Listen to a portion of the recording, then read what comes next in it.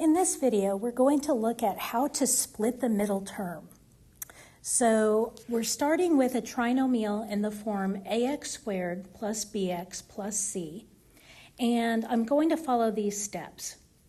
First, I check for a GCF, and I factor it if there is one. If not, then we skip on to the next step. Then I'm going to multiply a and c. If we already factored out a GCF, a and c have changed, and we'll just, whatever the coefficient of x squared is, that's going to be our new a, and whatever the constant term is, that'll be c now. So we multiply those a and c, and then we're going to find all possible pairs of factors that multiply to make that number a times c. We're going to choose the pair that either adds or subtracts to make the middle term. So it's adding if c is positive, and it's subtracting if c is negative. And then we're going to write that polynomial with 4 terms now, because now we've split that middle term. We found a pair of constants that'll work for the coefficients when we split that middle term. And so now we're writing the polynomial with 4 terms, and now we can factor by grouping. So let's take a look at an example. Here I want to factor 12x squared plus 64x plus 45. I actually made one where the numbers are fairly large. So I start by looking for anything in common to factor, and there is no common factor to all 3 terms. And that means that off to the side, I'm going to multiply 12 times 45. And that is going to equal 540. So buckle up. We're ready to find all the possible factors of 540. I like to go in order, starting with 1 times 540. And then 2 times, and whatever that is, and then keep going until you kind of meet in the middle. So this will be 2 times 270, 3 times 180, 4 times 135, 5 times 108, 6 times 90, 7 does not go in. Okay, we get a break for that one. 8 does not go in, and I know that because I'm looking at the 4 times 135. So there's no even number, even factor in 135, so I know 8's not going to work. And what about 9? We can do 9 times 60, and then 10 times 54. And 11 doesn't work, and 12 times 45, of course, because that's what we had right there. Oops. Let's see. 13, no. 14, no, because 7 didn't go in. 15, yeah, we had both a 3 and a 5, so 15 is going to have to work. And that's going to be 15 times 36. And 16, no, because we knew that 8 didn't work. 16, 17, no. 18, yeah. 18 works, and we get 18 times 30. 19 is a no. 20 times 27, we're starting to get close together. Normally, it is not this long of a process, so don't be afraid. 21 is a no, 22 is a no, 23 is a no, 24 is a yes. And it's going to be 24 times, is that a yes? A 24 is a no. Sorry about that.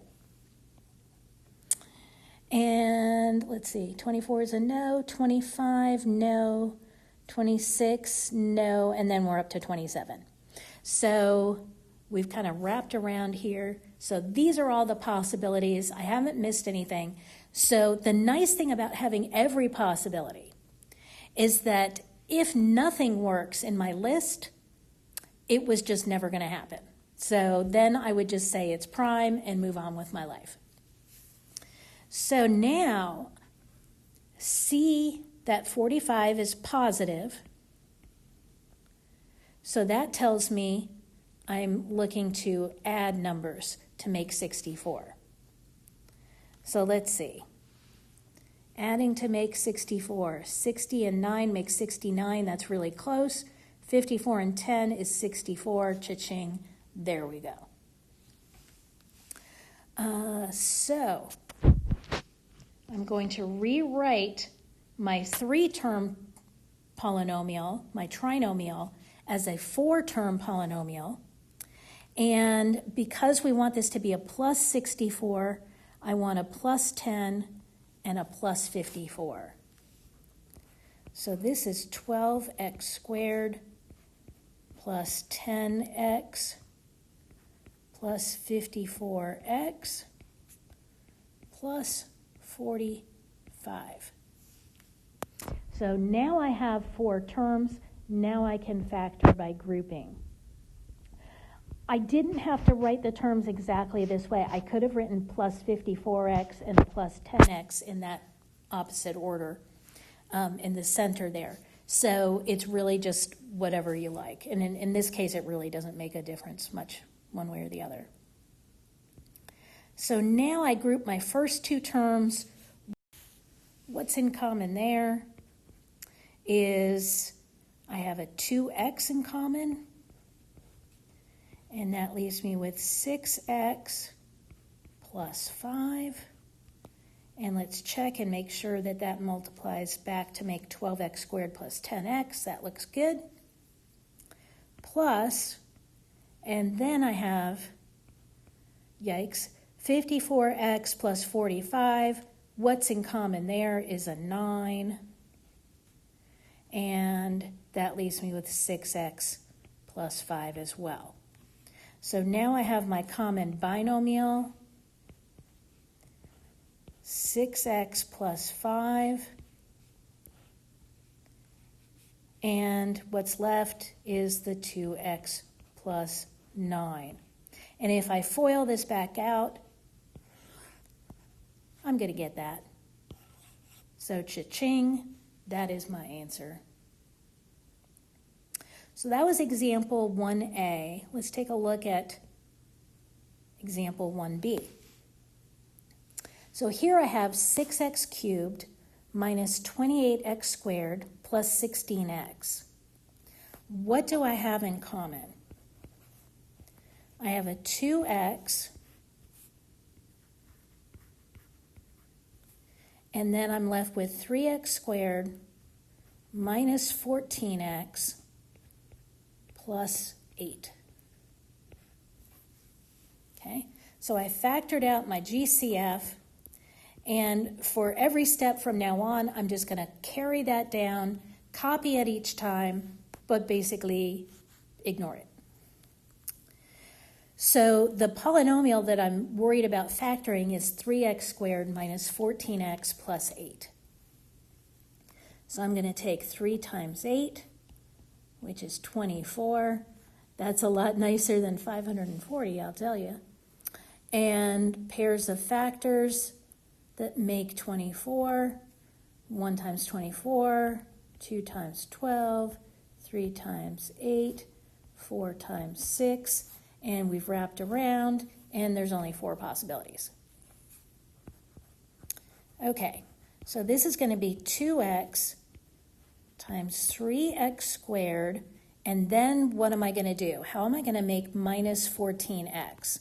So I know that the numbers have to add to make 14.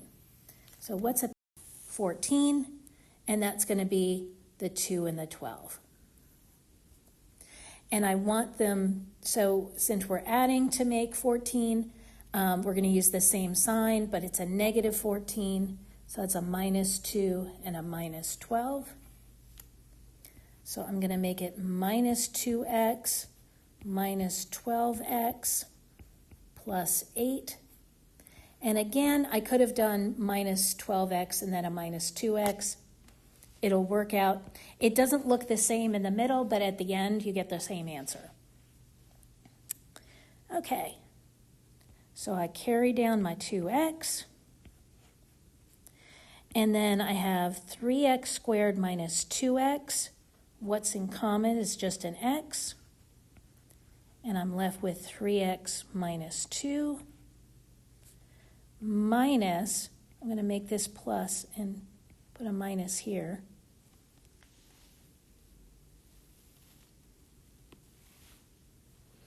And so then I have a minus 12x plus 8. So I'm going to factor out a negative 4. And that leaves me with 3x minus 2 again.